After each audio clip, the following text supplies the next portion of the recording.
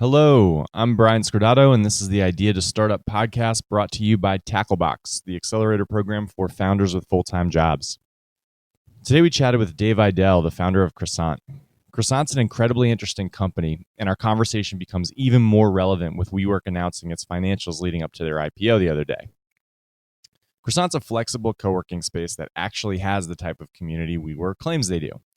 They've got a clever tech solution to a difficult problem, allowing you to have one membership that gives you access to thousands of locations to work. Dave and I dig into the early days of the company, figuring out where to focus, growing in a counterintuitive way by purposefully ignoring a ton of advice from investors, and his thoughts on where idea stage founders should focus. It was a fun chat, and I hope you enjoy it. And if you need flexible workspace in New York, Atlanta, Austin, Barcelona, or a ton of other cities, check out getcroissant.com. Have a great week.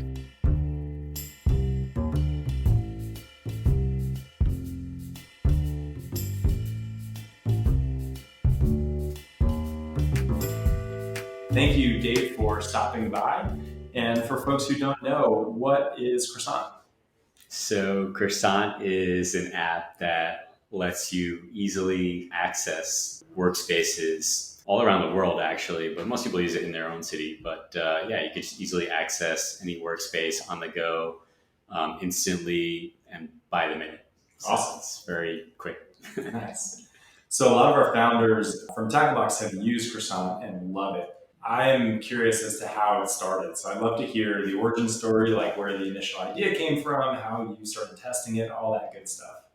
Basically, it started out of a need that we had. So we were working on a completely different startup idea, actually, in early 2015. And me and my co-founders, we would meet up and work on it at these different coffee shops around New York. And it was always really tough. Like we would always fight for seats, and we didn't really have a place to meet. And we actually looked at WeWork, which is where we're sitting right now.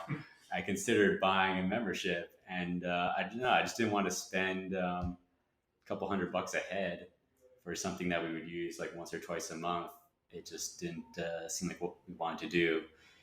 And so, we just kept working on this idea. And one day we were just sitting there why isn't it really easy to just hop into any one of these buildings all around us? There's all these empty buildings. I mean, they're not empty, but they have space. And we're stuck running around, and it just didn't seem right. Something was off. And so that's kind of what sparked the idea. And we didn't do anything with this idea. We just kind of sat on it for several months. And then finally, we went to the TechCrunch hackathon that they have every year, or they used to have every year, the Manhattan Center. And we prototyped an app for holding a seat at a coffee shop. So that was the original idea. Yeah. The whole idea was we place these beacons in the coffee shop, and it would triangulate your position. And it was this whole thing. It was a hackathon project. Yeah. And we thought it was a cool idea. So we prototyped that. It would triangulate your position, and then you would check in with the app, and you'd pay for however long you're there, and you can order stuff to your seat. And so that was the initial idea. And we presented it on stage at the hackathon. That's what they do there. Everyone has 60 seconds to pitch their idea. There's no real prize or anything, but there kind of was a prize because they selected a couple of startups to write about in TechCrunch. Oh, wow. Yeah. So every half an hour, they put out a new article. The writers are just sitting there pumping out articles. And we got picked up in one of the articles, and it got blown up on Twitter, and it received a good response on social media. People were reaching out to us. So I was like, whoa, people actually like this idea as opposed to the other thing we were working on. And we were like, okay, so there's some market validation. And it was kind of at that moment that we were like, maybe we should work on this full time as opposed to the other thing. So that's when we started to play around with the idea. And we were talking to a couple of different coffee shops to see if they would pilot it with us. And none of them bit. They were like, what the hell is this thing? I don't want this thing. So that was what happened. And we were just kind of walking around New York one day, and we were like, what should we do to move this thing forward. And, we randomly decided to walk into the Yard, which is a co-working space. They have a couple locations here in New York. They were also new at the time. I think, I don't really know how many locations they had, but we talked to someone there and they ran it up the chain, and the CEO was like interested and he signed off on it. He's like, okay, let's try it out. And that was like our first location. And then we quickly got a couple more locations, because the reason it worked so much better for the co-working space than the coffee shop is because the business model for the co-working space was already in place. Like they could just plug in Croissant. It just made more sense. So that's kind of how it all got started. We just like randomly tried it and they said yes. And we quickly iterated on an app over the next month and just launched a very bare bones check-in, check-out app in summer of 2015. And then we started promoting it on meetup.com actually.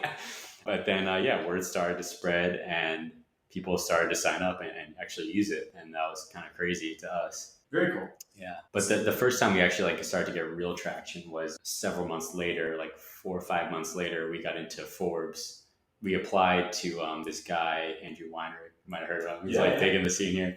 Yeah, he had this Forbes contributor license of some sort, and we applied and we got in, and he made an article about us, and that fueled our SEO for the next like 6 months. So if it wasn't for that, I don't know what would happen.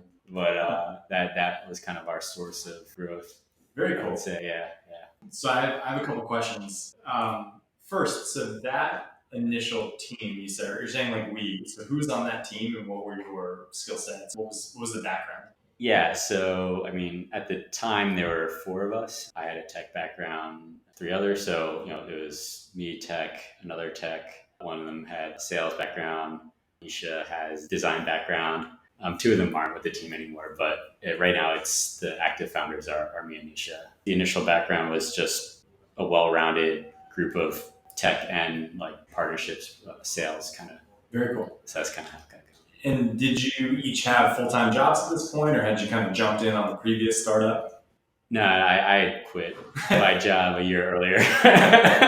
Yeah, like I was telling you before we started, I used to work as a programmer. I did that for several years.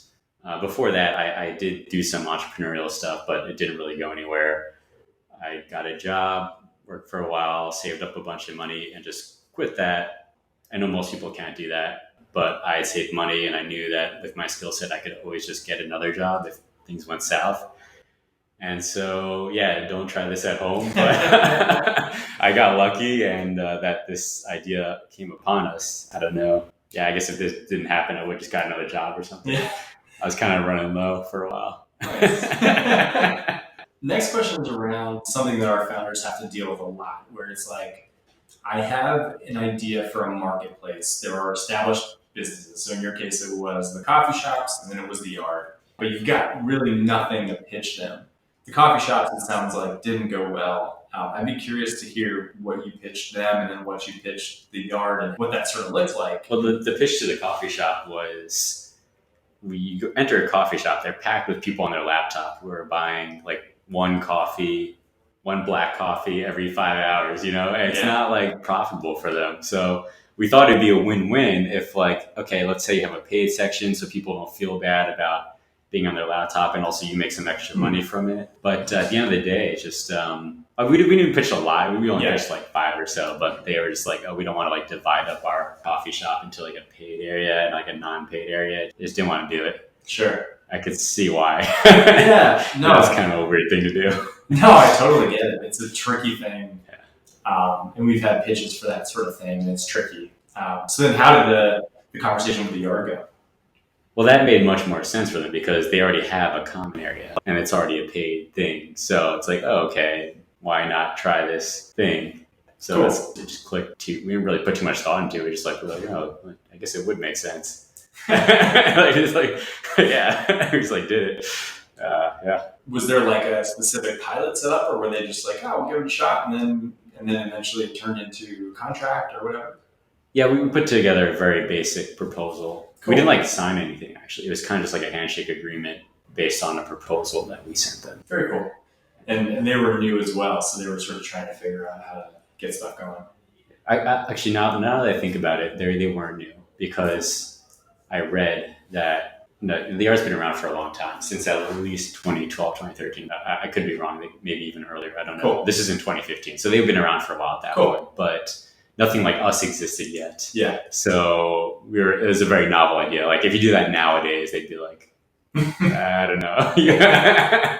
But back in the day, this hadn't been thought of yet. So you mentioned that you got the article which drove SEO. What was the messaging that resonated with people, and what was sort of like the early call to action for them to do or join? Well, we had one package. No, we had two packages. We had full-time for $2.99 and then part-time for $99. Before we have rollover nowadays, but this is back in the day where rollover technology was invented. So those are like basically the two packages you could buy.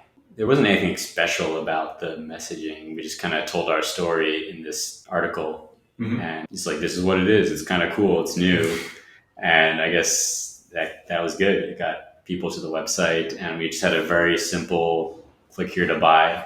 We had mentorship too. Like the whole time that this was happening, we were at an accelerator called Co-Found Harlem, started by a guy named John Henry. It's pretty prominent nowadays. He's doing his thing on Vice now, but back in that day, he was starting this accelerator shortly after he sold his company. So he was kind of acting as our mentor. So him and his buddies were also like helping us figure out the call to action and design the site to sell, Yeah. So that mixed with the article. And it's just one of those things. Like I distinctly remember the first time I heard about it, and it was probably 2015. I mean, I'm in this world, but it was just a really good, first of all, the name stuck with me because I remember hearing the story very quickly. Like the first thing I heard is that there was a story that the founder had to buy a croissant every once in a while because he felt bad from working from the coffee shop, which... Well, Nisha came up with the name. She just randomly came up with it. But I mean, it was based on that experience of buying coffees and croissants at the coffee shop. But we were sitting there at the hackathon and we were like, what should we call this thing? And we're just like sitting there for like a minute, not saying anything. And then randomly Nisha blurted out, she's like, croissant. I was like, boom, that's awesome. I was like, that is freaking amazing. That is like the best name ever. Yeah. And people have told us like, oh, you should change your name to be more recognizable, like desk booker and stuff. Like people seriously over the years have like, I don't really get this anymore, but like the first like 2 years, people strongly recommended changing the name. And I was just like, no, not gonna happen. That's so funny. So, because I remember hearing it, and everything about it felt different than the way that other co-working spaces were sort of popping up or like trying to pull from my attention or whatever. And I thought that was interesting. So I do want to talk about that. So early on, what were the thoughts on differentiation? Or I know now you've got a great focus on community. Was that something that was focus or a priority early on? Well, we made a community message board early on. I don't even know if like community is the main focus. I just want to get people into spaces as easily as possible whenever they want to. That's really the focus. And community kind of comes with that. But I mean, I'm not like trying to act like I'm some sort of community god, I'm just like, I'm trying to make this thing as awesome as possible. And then when you make something cool, like generally, I think a community will form around it. So I think that's kind of happened a little bit. Yeah, in the beginning, we didn't really, think of it that way. We were just like, oh, let's just make this thing work. And now it's like, let's just get spaces to come on board and let's make the app. Let's just keep adding features. Like we had like a feature for adding your guests and everything. And we just keep like hearing what people want on both sides of the equation, the spaces and the customers, and just keep building and just keep pushing it out there through articles or bloggers or however else we can get it out there. And that's really all we thought about. We didn't build the community message board though. About 6 months in, I would say, based on people like wanting that kind of thing. To this day though, we really don't have a structure on our community. Like we've always just kind of let it go. Like people can form their own groups if they want to. We actually, for a while, had a feature where we had these little meetups, we call them, or like co-working sessions where you can book a seat alongside someone else and like invite people to your hold. There's this crazy feature that we made, but it didn't really take off, so we turned it off for now. We'll bring it back in the future, but for now, like we're just focused on other features. But that's we've experimented there. Very cool. Yeah. I have a question about focus. So early on, it can get challenging to figure out what to prioritize and what to work on. What were the things during those first 6 months that you were like, we need to nail X, Y, and Z, and we need to not think about other things? Was that sort of? Yeah. No, that is a good point. I did have to think about what to work on. I'm trying to think how I did that. Yeah. I still don't know. I really, we just kind of made a list of everything that like could be worked on. So we had like Asana and just made a list of everything. And we just kind of prioritized it as a team. We just looked at the list and moved things up and down and like, okay, over the next, well, we didn't set timelines, but we were just like, let's just do this next. And then once that was done, let's do this next. Cool. So it was just kind of like gut feeling what we should do next. Very cool. And were there metrics early on in terms of like what were the things that you were trying to push forward? We didn't really track any metrics, I don't think, for the first year. So we applied, we got into 500 startups about a year into it. Cool. And that was when we were introduced to the concept of metrics. I just wanted to get this thing working for like the first year, I would say. Nice. Did you work with Elizabeth Yin there? I met her, but I didn't like met work her after. Yeah. She was on the podcast. She came on the podcast with she's on doing Hustle Fund now. Yeah. So we talked about that stuff. Yeah, I would read her blog, I think, when I was there. Nice. Yeah. that was my we spoke about her prioritization and she was like, I'm not sure. She's a lot of things going on. And I was like, you should prioritize your blog because it's freaking awesome and everyone reads it. So cool. So I'm curious about, you mentioned the pricing models offhand, but how did you come up with those? Pricing's tough. How did you come up with that? Yeah, I think the first time when we first launched, it was $2.99 for unlimited. And we actually how many spaces did you have then? Like 3. Oh, yeah. Well, yeah, we grew from like 3 to 10. Yeah, we weren't really growing fast. We were just kind of like haphazardly getting spaces whenever we could and just kind of focusing on just like coding and designing rather than like trying to like grow numbers or anything like that. But yeah, the first price was just like $2.99 for unlimited use. And we still offer that actually today. We just don't advertise it. Yeah, that got some traction actually. And then randomly we're like, I don't think people want to pay that much. So we introduced a $99 package and we're like, okay, so what do you give them? So that's when we introduced the concept of like hours. So you get like 40 hours for the 99 package. And then another, so that was like 2 months in, and then like another 6 months later, I think we introduced the $39 10-hour package. And then somewhere along the way, we got rid of the $2.99. So I guess the question is why we did all this. It was all just random. Really? I mean, we've changed the pricing a few times. But I mean, you're always going to get pushback. I think what I've heard is you should get some pushback because that means you're charging enough. If you don't get any pushback on price, that means you're not charging enough.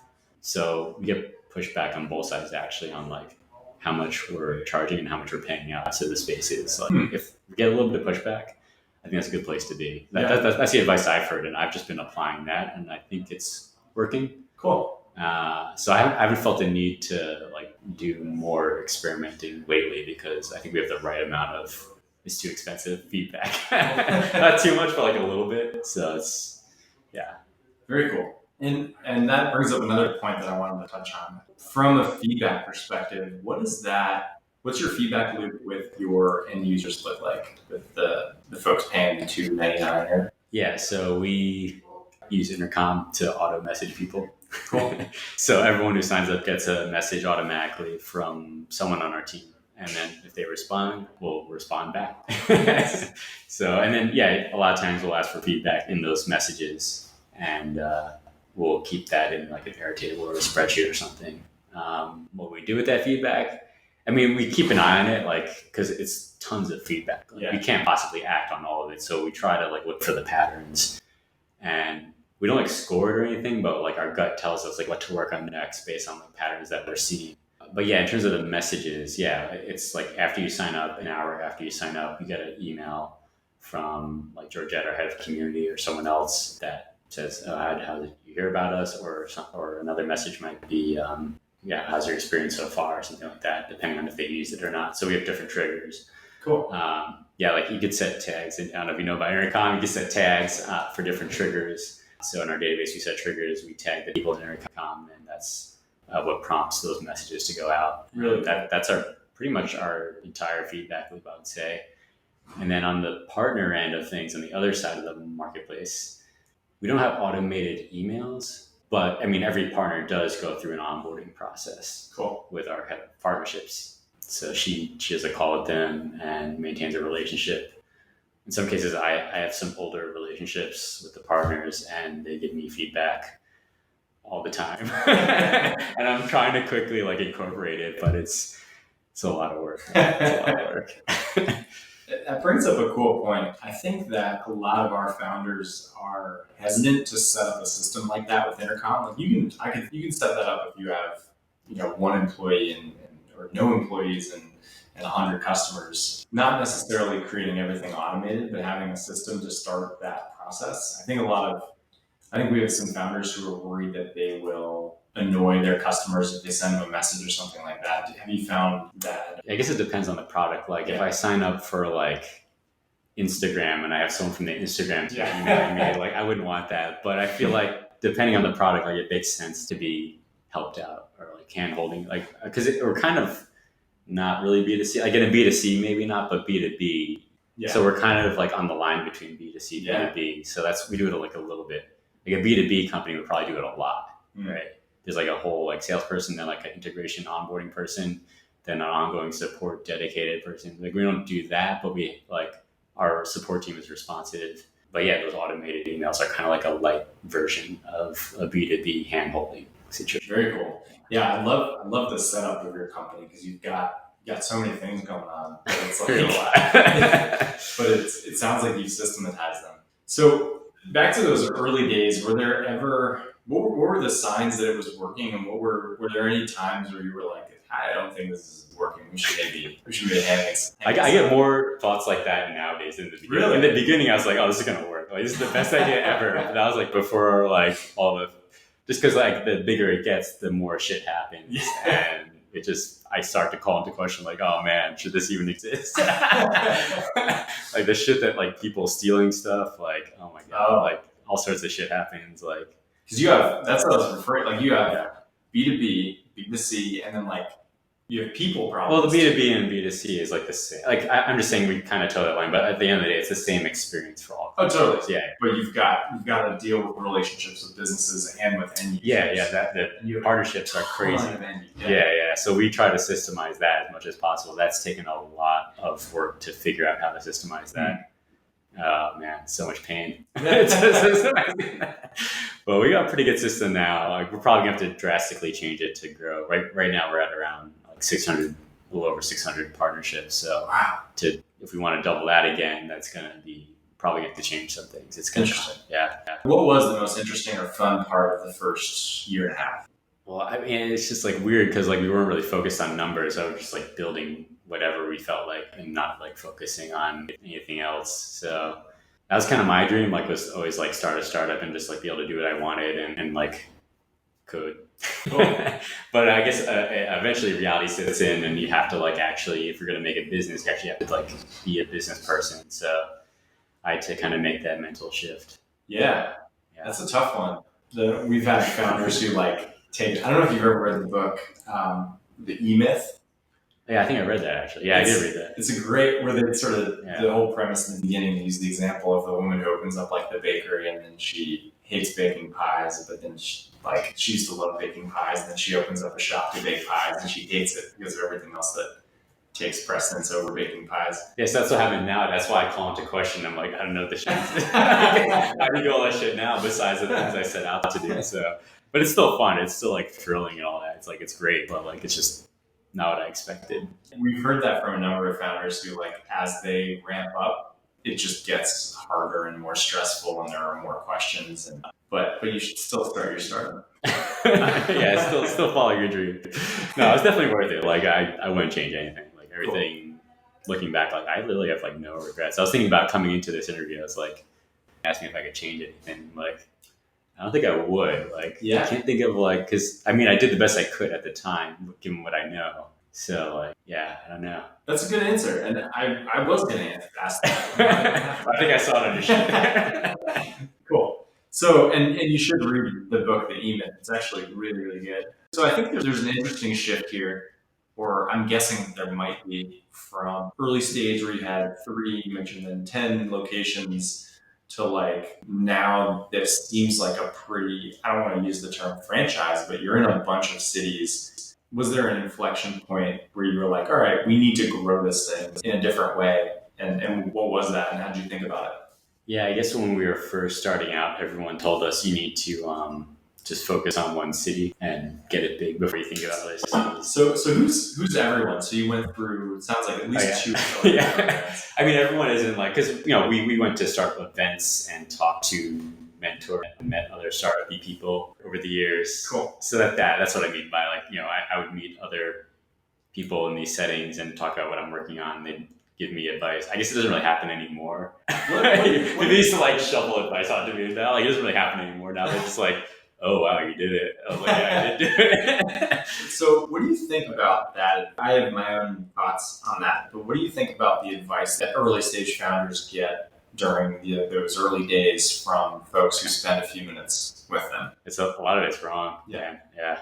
Because the advice for focusing on one city at a time, I think, is best for a startup that has like 50 million in funding. If you're not at that level, I don't think you can play that game. You can't like mass market in one city. I think if you don't have that set up, then you have to do something completely different. You have to change the game. So for us, changing the game meant just going wide quickly.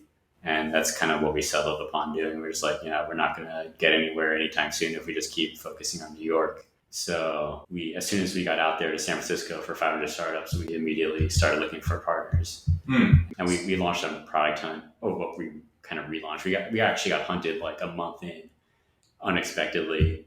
So that was kind of weird. That was in 2015. Then in 2016, we intentionally got hunted again. When we launched in San Francisco, we kind of redesigned it a little bit. So it was more of a second launch. So you grew to San Francisco and then, well, I guess. So actually, at that product hunt launch, we emailed like pretty much everyone in our network, and then that got the word out. And then I think we hit number 1 spot. And then nice. that's when the stress levels started to go up. That's when like things started to move quicker in the business because more people heard about us. Cool. So I always think about growth in terms of like horizontal and vertical. It wasn't necessarily, so like actually it's a little counterintuitive in this case, and correct me if I'm wrong, but it would be if you stayed in New York, you would have to grow horizontal across different subsets of customers to get everybody, versus if you went to other cities, you could stick with this niche of customer you understood just in different Well, places. It's not all about the numbers. It's also about learning how to expand. Also, Cool. Just expanding for the sake of expanding could be valuable. Even though it on the surface, it could look like a bad idea because like it doesn't look like you know what you're doing, but just by forcing yourself out there, out of your comfort zone, expanding, forced us to kind of figure out how to do it. And now we're really good at it because we invested all that time into it. Really interesting. Yeah, had we just not done that and just like focused on New York for like 2-3 years, like I don't know if it would have worked out as well. I'm pretty sure it wouldn't have. I mean, I don't know. It's all speculation. No, that's really interesting. So what does it look like when you spread to a new city? I mean, it's always different. Like sometimes we'll visit a city, like in San Francisco, we visited it and met with partners. In some cases, we'll hire basically freelancers to do it for us. That's kind of what we do nowadays. Once we have traction in the city, because we do get a lot of inbound requests to kind of join the network, we used to kind of turn them away, but now we don't. Now we just kind of onboard them. So if we get like 2-3 partners in one city that came on board, we're like, okay, and there's some interest in the city. That's kind of like what happened with like Barcelona, for example. Like we got 2, 3, 4, 5 and then like reached out and then we're like, okay. So we brought on someone on the ground who would help us talk to these spaces. Cool. So, and then are they like full-time or are these? No, just part-time. Cool. We just pay them per project. They're like, oh, can you do X, Y, Z for us? And we'll pay this much. And they do it. And wow. We have an ongoing relationship with a lot of part-time freelancers. So how many cities are you in and how many full-time employees do you have? So right now, we are in at least 80 cities. Wow. Yeah. I mean, I don't know if you consider we're in them because a lot of those, it's just like one random partner that, like Tokyo, we have one partner that just reached out and they're like, oh, can we list? And we're like, okay. So now we have a partner in Tokyo. Do Megere and somewhere down there. And then how many full-time employees? Full-timers, there's 5. That's amazing. Yeah. That's like, we talk. We have an army of part-timers. Sure. We have like 30. Yeah, we have a lot. So I'm interested in that. And we were talking before, the team's distributed, so you don't have a central office. Yeah, the full-timers are in New York. Cool. Well, one full-timer, he's kind of an offshore full-timer. He's in Ecuador. But the other 4 of us are in New York. So we still meet up sometimes, but we're generally see each other once a month. Once a month? Yeah. Wow. I don't know if that's recommended or not. No, I mean, I think like we're just like really like techie people, so like we're good with like Slack and Skype, and we just use these tools really well. Cool. You know, for a non-technical founder, maybe that's not possible, but for like ultra nerds like us, like it works. And any lessons learned or tips for managing that big of a part-time employee base? Yeah, I'm still figuring it out. Yeah. I mean, you got to be ruthless with your time because it can easily become just random little administrative tasks can take up your time. So one thing we did was we had to streamline how we budget the projects that we're offering to our freelancers. Before it was kind of like we go back and forth a million times with each one over every little thing. And once we standardized it, that cut down on the workload. Cool. So that stuff like that, I think, is how you do it. Also, how you communicate. Like you should not be haphazardly going back and forth, chatting about random little things, because that could quickly balloon into taking up all your time and really hurt productivity. So you kind of have to communicate in a very terse way, unfortunately. But it works. I mean, if you communicate very... You can't talk like how we're talking right now. You have to be like very kind of to the point if you're going to be working with this size team remotely. Cool. With our setup. Maybe for like a large organization, you have more like middle managers. Maybe it doesn't have to be that way. But for our team, we're pretty small and we're trying to do something big. So we have to be very smart about how we like communicate. And I don't mean communicate as in like check in with each other. Because I think a lot of remote teams do like the whole check in thing and like stand up. We don't do like stand up or any like check-ins. We do like a weekly like strategy call, but that's it. Pretty much we don't talk to each other actually most of the time. Yeah. I mean, if they need to ping me for something, like they need this, they need to figure out how to do that. Like, yeah. And like people will ping each other, but like, yeah, I think we're like more productive since we're remote because, you know, there's less back and forth like you'd have in like an office. I think like you just kind of get right to the point and we're all like passionate about working on this thing and we're perfectly happy the way it is. We just like work on it and it's like awesome. And yeah, we don't really feel the need to do like a water cooler chat, you know? Very cool. Yeah, it's just how it works. No, it's great. We do a book club though. Once a month we do book club. What's the last book you read?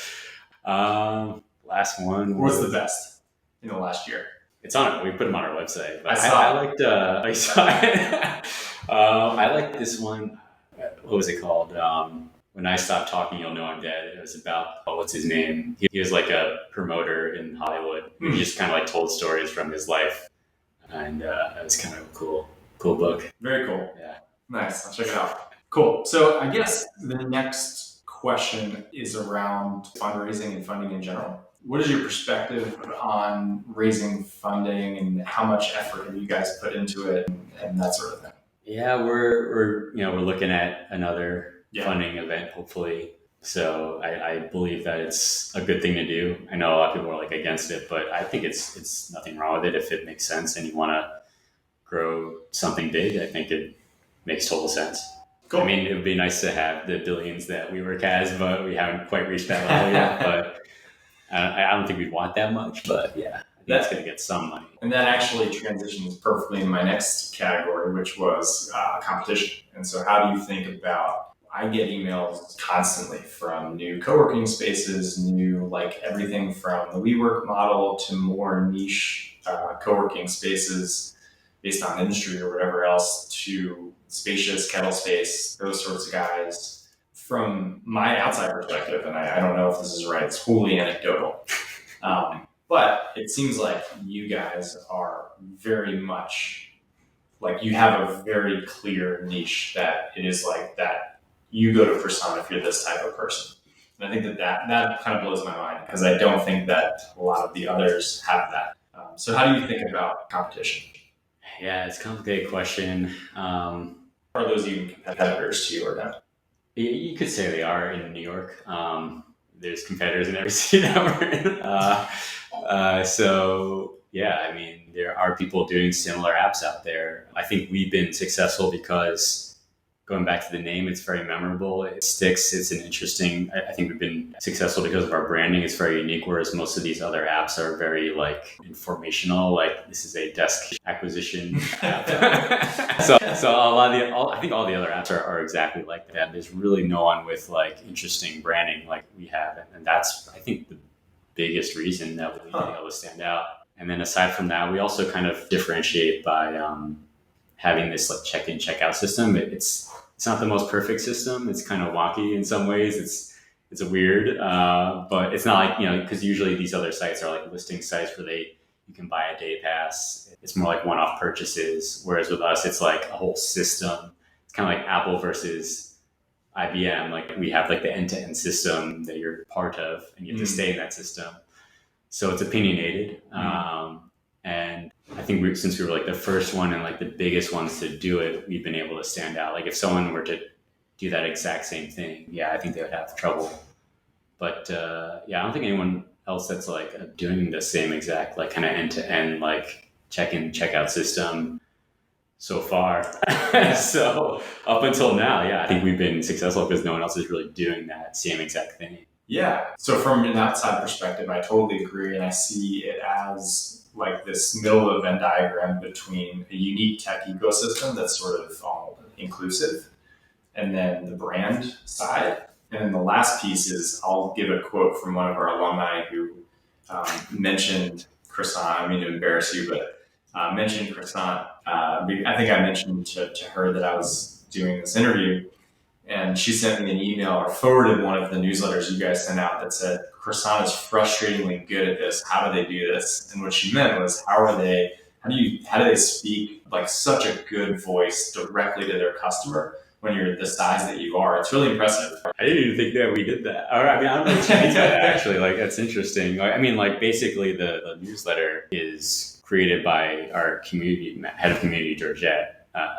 She's like super creative. And as well as our co-founder, Nisha. She's kind of the brains behind the concepts that we've done different concepts over the years for the newsletter, but the latest one was kind of concocted by Nisha and then perfected by Georgette. They're just really creative people. Like I can't do it. Like, I mean, I kind of like give my input here and there, but like, yeah, that's all them. Cool. So I do think it's interesting because it's at its core, it's a transactional service, which you do incredibly well, but you also humanize it in a really nice way. Yeah, that's why I think the branding is why we stand out. So we kind of lean into that branding because I've always loved it from the very moment that we came up with the name. I was like, that's perfect. Like that needs to exist.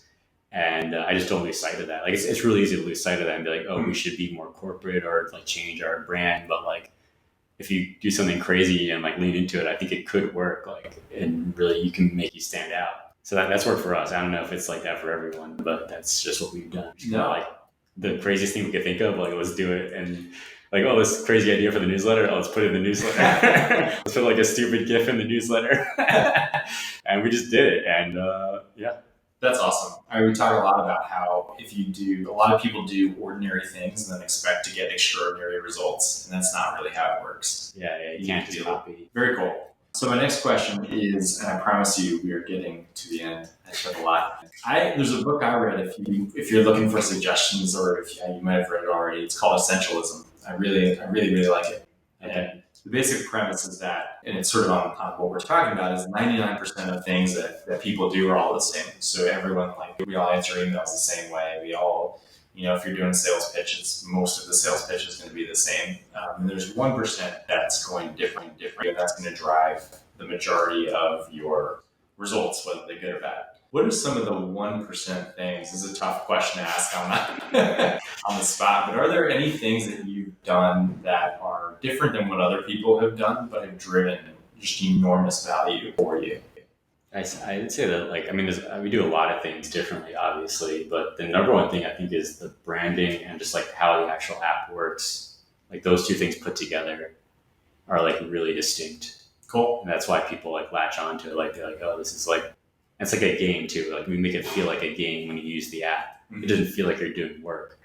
like you're booking a desk through this other system, or you're joining a workspace. With Croissant, it feels like you're joining a game and you're playing a game, and your life is like a game. Like you just happen to be doing work while you're doing it. So that's kind of the feeling that we want people to have.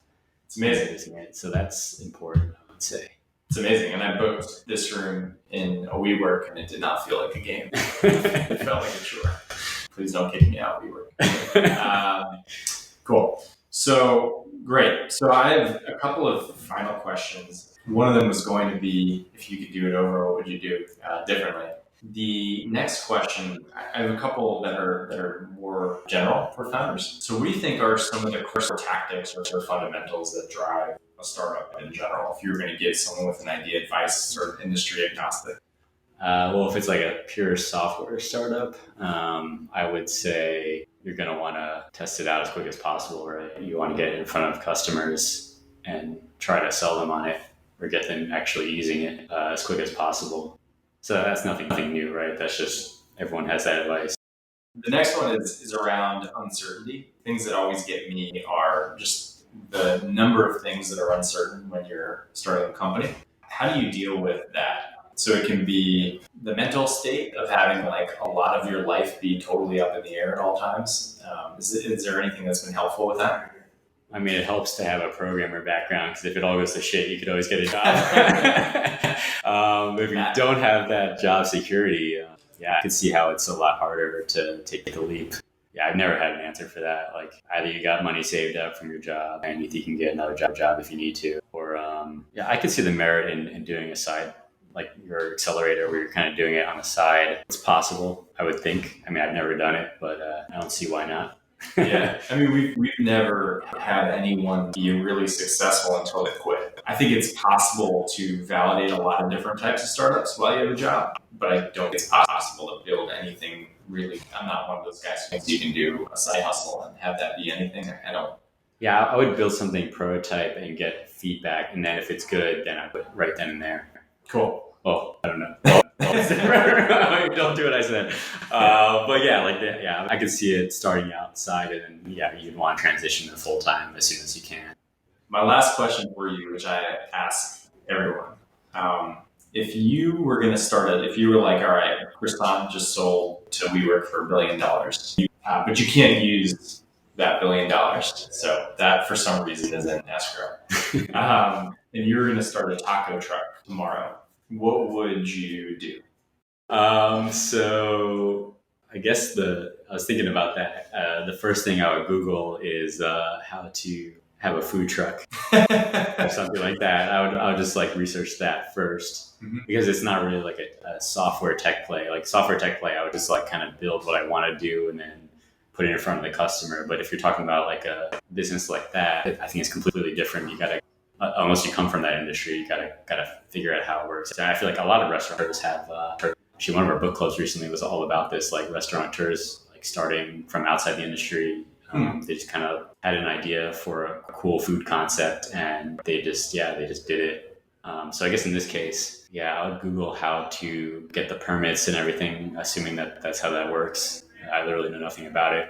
I guess the question is, how do you get money for your first truck? I assume eBay to something, find an old truck and take it over, or maybe start out with a stand. I don't know what the rules are. I'm sure you could figure it out. Yeah, I would have to learn. It sounds like a highly regulated thing. That's what it sounds like. So I'd have to learn all the regulations. Cool. I would do all that research. It's so interesting hearing all the approach from someone with like a programming background versus someone with different types of backgrounds. It's really interesting. So appreciate that. Very cool. So that is what I've got. Is there anything that I missed that you think it would be important for early stage founders to know or to think about as they decide whether to pursue an idea or not?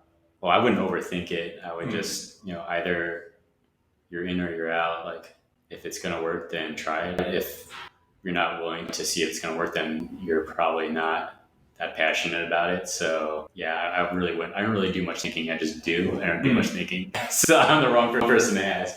Wait, so what was the question? No, I think that was a great answer to it. The thinking was like, what should an early stage founder be thinking about when they're deciding whether to pursue the idea or not? And I think your point that like, if you're passionate about it, there shouldn't be that much thought. It should be something that you just really want to do and you have to do. to do it. Versus a lot of our founders who tend to be successful are the ones who they couldn't not do it. Or they just saw the idea and they're like, oh wait, that's a really good idea. I just want to do that now. Yeah. And that's kind of that moment of glory when you pursue your idea. So if you don't have that moment of glory, if you're not passionate about it, maybe keep your day job. I like that. Needs the moment of glory. Very cool. Dave, thank you so much. If you are listening to this, you should go into the show notes or go to getcroissant.com. The link will be there as well, and you should join because I think it's the best way to work when you're working remotely. So thank you so much again for coming in. Appreciate it. Thank you. Thanks so much for listening, and I hope you enjoyed it. If you need flexible co-working space, go to getcroissant.com. And if you've got a startup idea and a full-time job, come say hi to me at gettacklebox.com. Have a great week.